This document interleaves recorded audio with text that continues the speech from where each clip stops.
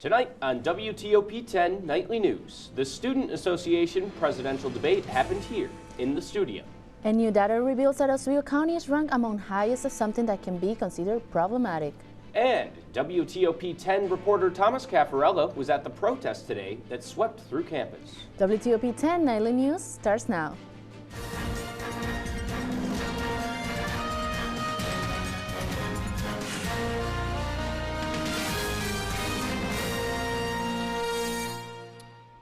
Good evening and welcome to WTOP-10 Nightly News. I'm Damon Fletcher. And I'm Rocio Trasancos. Hours ago, WTOP hosted Student Association presidential debate in studio. There are two candidates running for president. Dylan DeCenzi and Austin Davis responded to a series of questions over a half hour of a live broadcast. Among many questions that were asked, security on campus is something both candidates are concerned with. So I feel like bringing back like a blue light system that we see at a lot of other SUNY schools and other private schools as well would be a great implementation. Additionally, safety is a really important thing for me, and I want to make sure this campus is a safe place for everybody on campus, regardless of who you are or what you are. If you would like one of these two candidates to represent the student body, you can cast your vote April 27 beginning at 8 a.m. and you can vote until Friday at 4 p.m. on the Laker Live website. The SUNY Oswego students of PRL 318 will be hosting an After the Lake panel event to discuss what life is like during post-graduation. The event will include a panel discussion led by student Ricky Strachan, along with speakers such as public relations professional and Professor Lindsay McCluskey, career coach Megan Mazzacone, and life coach Mary Busk. The After the Lake panel discussion will begin at 5 p.m. on Wednesday, April 26th. Faculty members, professors, and students walked across campus today demanding for an agreement to be made between the United University Professions Union and the state of New York. As Sir Thomas Cafarella reports, the crowd was proud and vocal, advocating for their rights being employed at a higher education institution. Alyssa Carl is one of many faculty members who are fed up. To recognize those of us who've been in this salt mine for a while, right? Many SUNY professors have been working under expired contracts for over a year, and Oswego professors are standing up against it. We're here to be visible, to send a message that we are ready for the state and for SUNY to come to a deal on a new contract for all of us. The contract expired July 1st of last year, leaving faculty members in the dark from New York State for over 21 months. The contract before immediately renewed after its expiration date, ensuring all union members were protected. This matters to all of us. We are 38,000 people, and so we need to show up everywhere we possibly can. And what do they want? Well, we want to have, decent gains in compensation, job security, telecommuting, and a number of other issues that our members have identified that we're still working on at the table. For now, advocating is as much as the thousands of union members can do as they wait for the state to respond to their demands. Thomas Cafarella, WTOP-10. We have reached out to the Governor's Office of Employee Relations and we have not heard back at this time. Mayor Billy Barlow is inviting Oswego residents on Twitter to swear in the next Oswego City Court Judge, Tim Kirwan. The event is free and open to the public. It will take place tomorrow at 5:30 p.m. at Oswego City Hall in the Common Council Chambers. Oswego County has recently been ranked one of the least healthy counties in New York State. According to a report by the County Health Rankings and Roadmaps, Oswego County is ranked 49th out of the 62 counties in New York State. Some suggest the health decrease in the county coexists with the poverty rate increase in Oswego County. The poverty rate has risen over 17% since the year 2020. The Governor's Traffic System Committee presented their 2023 No Empty Chair campaign, which runs this week through Friday. The purpose of the campaign is to encourage safe and responsible driving among teens and prevent crashes, so that every student can be safe and present in graduation day. Oswego County Police state that the campaign will focus on cell phone use and texting, safe stopping, and impaired driving. At least 2 Central New Yorkers are stuck in Sudan as hostility continues to grow in the African nation. Office of Representatives Brandon Williams says he is aware and is actively working with the United Nations. and has put them in contact with the U.S. State Department in an effort to bring them home. If you or a loved one knows anyone who is stuck in Sudan, please contact Representative Williams' office. For more information on the conflict, please visit cnycentral.com. Greek Peaks has announced a $1 million investment in skyride improvement for the upcoming season. Marking their 65th anniversary at Central New York home mountain, some of the main infrastructure developments are a new snow-making pipe and airline on Hercules, new 57 HKD snow guns, and new hydrants. In year 3 of their 5-year plan, this new project enables them to put the equivalent of 16.5 football fields with a foot of snow in a day period. Now let's take a look at the weather with Storm Team 10 meteorologist Zeke Caldon. We have talked about skiing. I sure hope we won't be ready to shred slopes anytime soon, Zeke.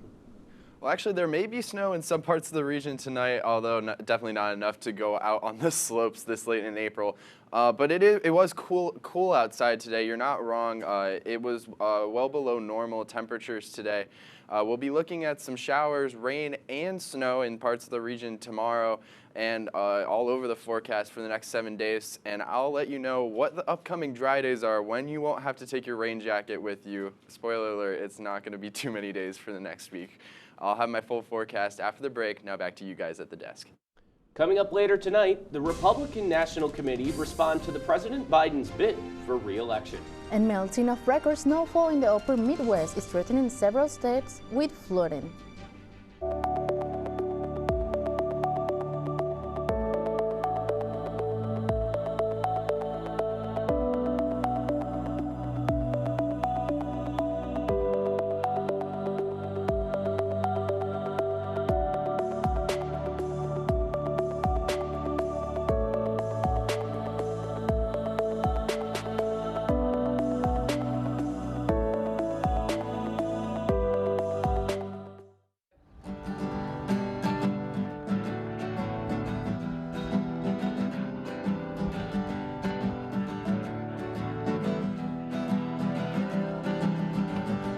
We're here for you, we're here for you. This is your channel 2. With sports and news and what to do, we're here for you.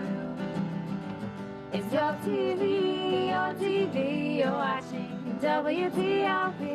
Your TV, thanks for watching WTOP.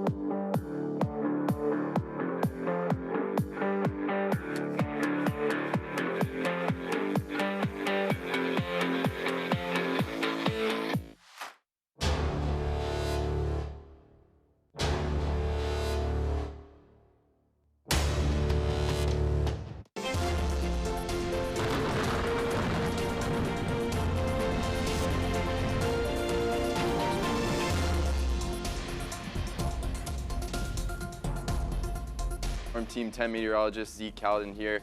In my Zeke Peak forecast before the break, I told you it was pretty cool outside today.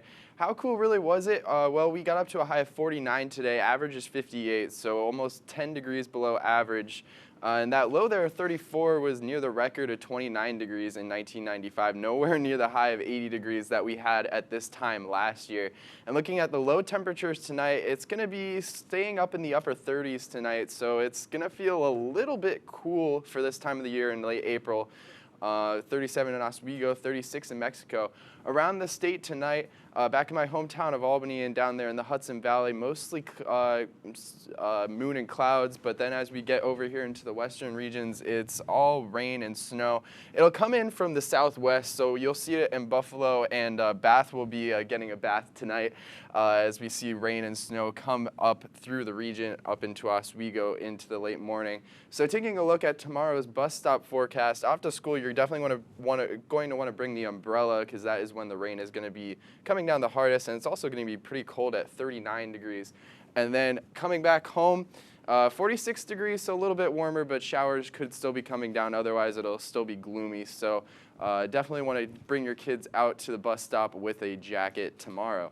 Looking at our futurecast, so tomorrow, yeah, we're going to see this low pressure trough coming in, which will bring us that rain. But then looking ahead to Thursday, we see this high pressure come in, and that'll actually bring us some pleasant weather for a little bit at least. So taking a look at tomorrow, yeah, we'll see those showers, 46 degrees, but we will see calm winds, which is nice, and we will see those calm winds continue as we go into tomorrow night with 35 degrees, partly cloudy. And then it'll get a tad bit warmer Thursday with 53 degrees, and we'll still see those calm winds. So we're going to see those cooler temperatures actually stick around for a while. We're still cooler than average for our 6 to 10 day outlook. And then after Thursday, it's back into the rain as we see showers through the weekend and most of next week. And those temperatures are not going to be too forgiving, still in the 50s. Sunday will get up to 62, but otherwise mostly rain for the forecast. Zeke has reached his peak. Back to the desk. Today, President Biden announces his bid for re-election 4 years on the same day after his announcement for his bid in 2020 election. President Biden says in the previous election, quote, "We were in the battle for the soul of America, and we still are," end quote. Meanwhile, the Republican National Committee quickly responds with an ad showing images of what-if scenarios. If President Biden is reelected for 4 more years, this ad was completely generated by artificial intelligence, causing concerns for a dangerous new trend and potential misinformation that can stem from this election.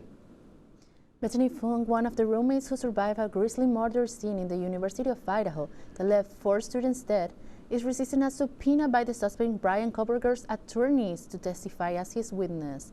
Ms. Fung's attorney filed a motion to block the subpoena, arguing that there has not been a preliminary hearing before the subpoena was issued. Bryan Kohberger is facing 4 counts of first-degree murder and may face the death penalty if found guilty. With warmer weather, snowfalls is melting, causing the Mississippi River to rise and threaten surrounding states. Laura Aguirre has more on how residents are preparing together to protect their towns. People need help, so we're glad to get down here and lend a hand. In states like Minnesota, Wisconsin, and Iowa, people are pitching in to keep the mighty Mississippi River at bay.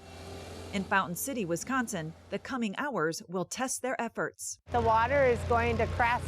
We're predicting Tuesday night, so we have more water on the way. Recent warm temperatures across the upper Midwest are melting snow and swelling the river. Some rural areas and waterfront parks are already underwater. The river is at 19 feet in Lake City, Minnesota, the highest point since 2001. Now the concern is getting up, when do you pull the trailers? Does it happen, at 19 and a half, 20? Residents here are preparing to move their homes to higher ground, not knowing when they might be able to return. I'm concerned about my neighbors and my friends. The river is not expected to crest in parts of Wisconsin and Iowa until later this week or even into next, meaning many towns may see flooded areas and washed out roads for days. If there are roads that have been barricaded or blocked off, to not drive around those barricades and to never cross roads that are flooded. For now, filling sandbags and helping neighbors will continue. Seeing the way the community gets together and just finds out what they need to do and does it is really great to see. I'm Laura Aguirre reporting. Forecasters warn that southern states may also see significant flooding in the following weeks. British American Tobacco Marketing Singapore and its parent company reach a settlement with the U.S. Department of Justice. The 2 companies will pay more than $600 million for violation the U.S. sanctions policy against North Korea by selling their tobacco products to the nation. Prosecutors allege that the money from the tobacco sales helped the North Korea's weapons programs. The Japanese company iSpace presumes they lost their spacecraft after a failed moon landing attempt. After a 3-month trek that started in December, content was lost with the craft Hakuto R. It was lost seconds before its scheduled landing, where it may have crashed or suffered a crippling malfunction. iSpace says they could not confirm a successful landing of their spacecraft on the moon and have to presume that the mission is lost. Stay tuned to hear why Apple was brought to court. And find out why the U.S. is unprepared for another pandemic.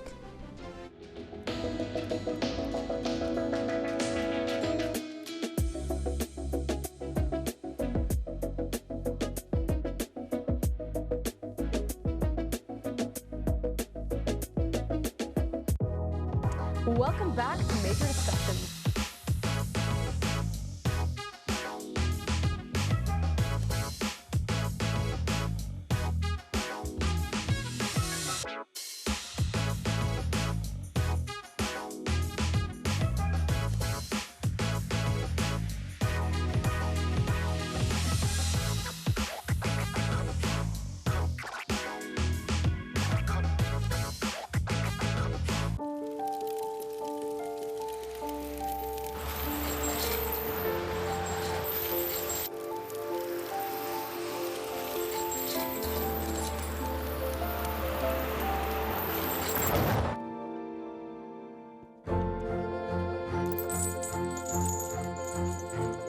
Did you know dragging chains can spark a wildfire?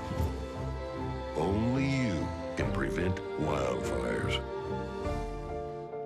When I was in foster care, I never knew when I would have to move, so I always had my suitcase ready to go. Then one day, I was adopted. My new parents opened their hearts and home to me. My parents cook my favorite breakfast for me every morning. My parents take me on trips I never thought I would go on. They gave me a home and an even better reason to use that suitcase. My parents aren't perfect, but they're perfect for me. Hey there, I'm Al Roker, class of 76. Yes, way back in 76. Back when the earth was cooling. You're watching WTOP. Welcome back to WTOP-10 Nightly News. Here is your consumer and health update. Next time you're at the grocery store, you might notice the Coke-owned branding Simply or Minute Maid on fruit. The company has reached a licensing agreement with Fruitra, a global sales and marketing network that supplies high-quality fruit in the coming months. You might see clementines, lemons, and limes with the Simply logo, or grapes with the Minute Maid one. In a ruling Monday, the Ninth Circuit Court sided with Apple in its case against Fortnite developer Epic Games. It found Apple doesn't violate antitrust laws by requiring developers to use its proprietary payment systems. The company says it does so for security and privacy. The three-judge panel does said the way Apple distributes apps hurts competition, but says it's not monopolistic. It adds that Epic Games failed to provide a better option. New data from the CDC suggests that all work and no play can actually lead to poorer mental health, and those whose jobs offer less flexibility or predictability can suffer the most. Americans spend a lot of time on work. It just permeates our entire life. And that can take a toll, especially under tough conditions. Working conditions can have a tremendous impact on our mental health. A new report out Tuesday from the CDC reveals in 2021, about 1 in every 37 working adults aged 18 to 64 experienced serious psychological distress, severe enough to require treatment. The rates significantly higher for those who reported they had to work when physically ill, as well as for those who did not have access to paid sick leave. Likewise, people with late night or rotating shifts, inflexible schedules, and inconsistent pay also reported poor mental health. People need to have a sense of agency in their lives. Dr. Dennis Stoley of the American Psychological Association says a key reason behind the distress is a need for both predictability and flexibility. Where people have the ability to both be able to count on fundamental things like that they're going to be able to pay their bills with their next paycheck. His advice for employers: don't choose between economic productivity and caring for employees. The two go hand in hand. A sense of psychological safety in a workplace increases productivity, increases innovation, increases retention, and they have a positive impact on their economic bottom line. I'm Mike Valerio reporting. Research is still being done, but is searching for a job. Consider the consequences on your mental health. Although our environment can influence our mental health, new evidence suggests that fried foods can also cause poor physical and mental health. A study from China found eating fried foods increased a person's risk for anxiety and depression.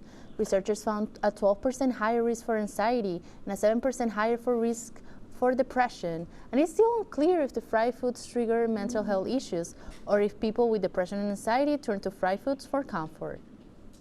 Dozens of bipartisan experts in the COVID crisis group are behind a book out Tuesday called Lessons from the COVID War. The book says the CDC wasn't built or prepared for a national health emergency, and it notes other problems involving data.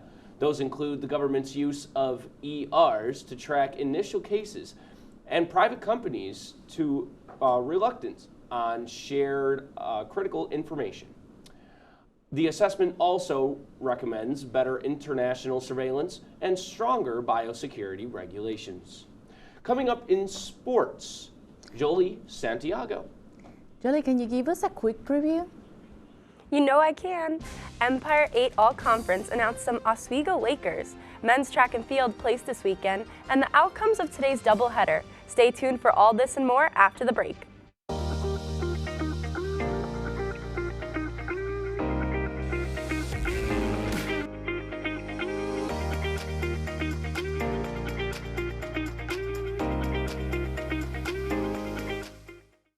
What's going on? Yeah, dude, we go on at like 11:30. It's like no. What do you mean no? It's 10:30. 10:30? Yeah, it's 10:30. What do you mean it's 10:30? Hey, don't touch that. That's my ladder. Hey, man. Whoa. You know this book was already discounted 10%? Wow. Get a close up of that one.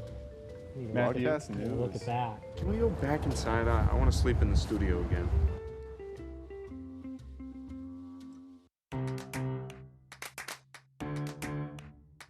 We'll deep dive into our feelings in our Real Talk segment. Stay tuned because it's about to get real.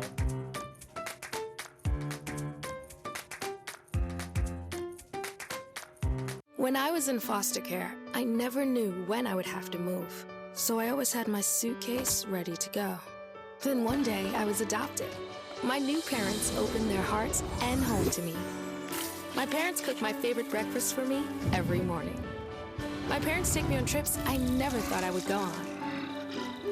They gave me a home and an even better reason to use that suitcase. My parents aren't perfect, but they're perfect for me. Welcome back to Major Discussions.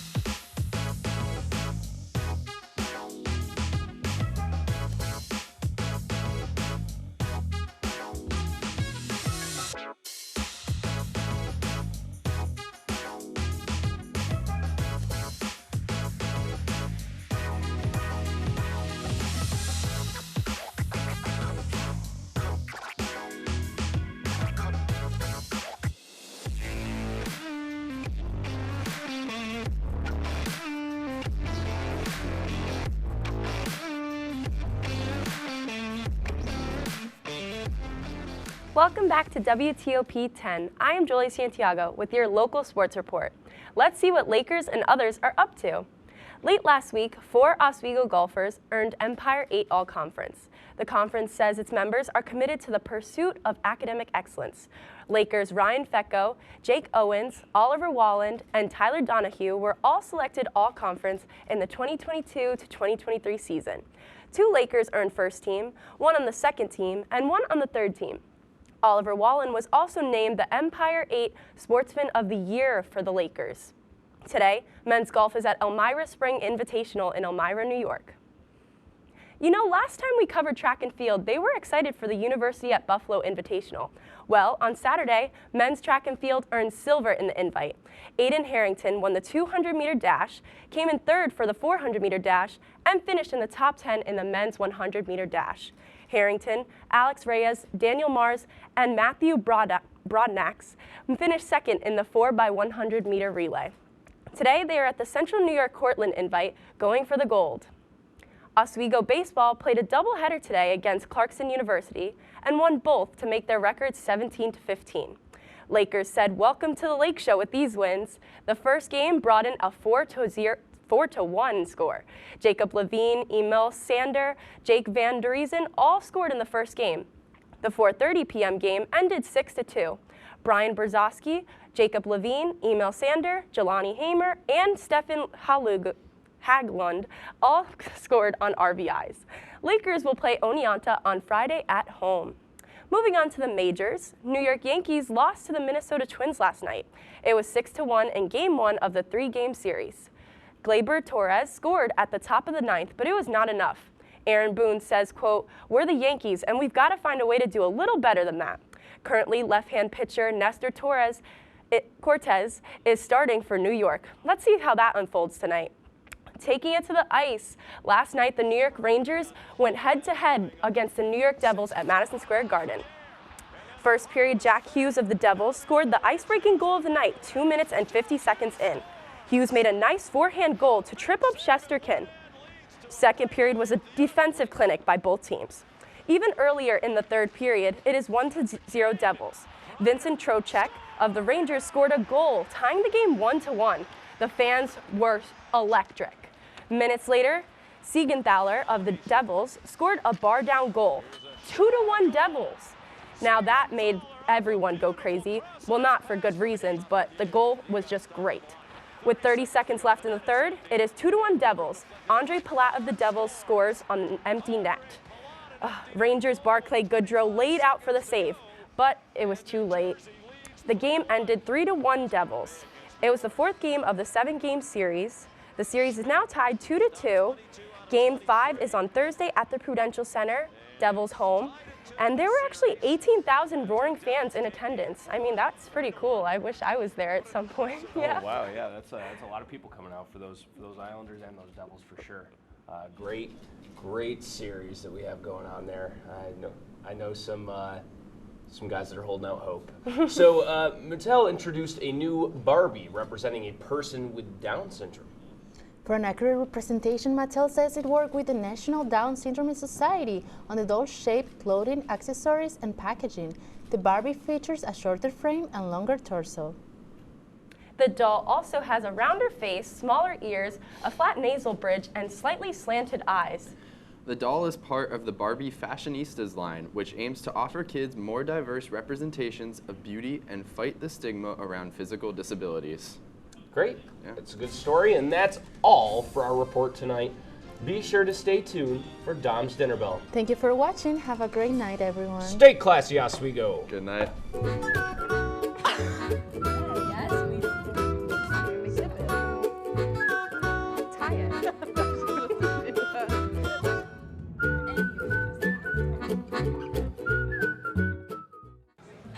Put the keys down, Kevin. But I'm gonna drive home. There are several warning signs present that you shouldn't be driving. I guess I have really been looking for love in this dating app. Yep, I'm definitely gonna call a ride home.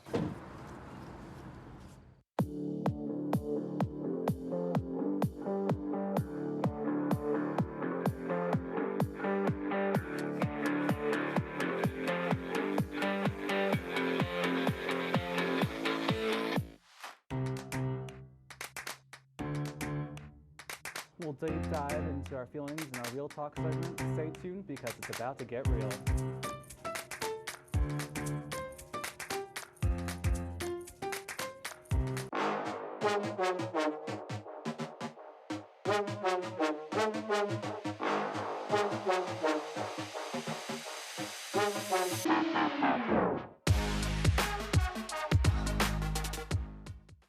What's going on? Yeah, dude, we go on at like 11:30. It's like No. What do you mean no? It's 10:30. 10:30? Yeah, it's 10:30. What do you mean it's 10:30? Hey, don't touch that. That's my ladder. Hey, man. Whoa. You know this book was already discounted 10%? Wow. Get a close up with that one. Matthew, Look at that. Can we go back inside? I want to sleep in the studio again.